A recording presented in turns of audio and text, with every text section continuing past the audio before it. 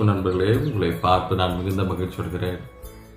அப்போஸ்தலர் 27:15 பார்க்கும்போது, காற்றின் போக்கிலே கொண்டு போகப்பட்டோம் என்று சொல்லப்படுகிறது. கப்பல் நடுக்கடலில் மாட்டிக்கிட்டு இருக்குது. என்ன செய்வதுன்னு தெரியவில்லை. அதாவது நோ வே என்று சொல்லுவார்கள். இதை தான் முதலில் அப்போஸ்தலர் பவுல் சொன்னார்.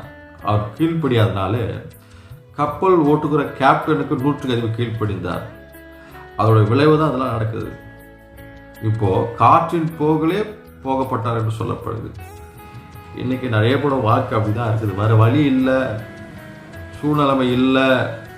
அப்போ முதலே ஊழிக்காரன் சொல்றது கீழ்ப்படிய வேணாவா?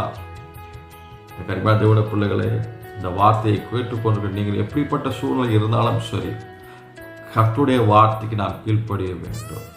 கர்த்தர் நமக்காக வைத்திருக்கிற கர்த்தருடைய ஊழியக்கார ஆவிக்குரிய தகப்பன்னு கீழ்ப்படிந்து வாழும்போது இந்த மாரி ஒரு பிரச்சனை மாட்ட தேவையில்லை. உணர்ந்து வாழும் கர்த்தருடைய ஆசீர்வாதத்தை அளவெல்லாம் பெற்றுக்கொள்ளும். God bless you.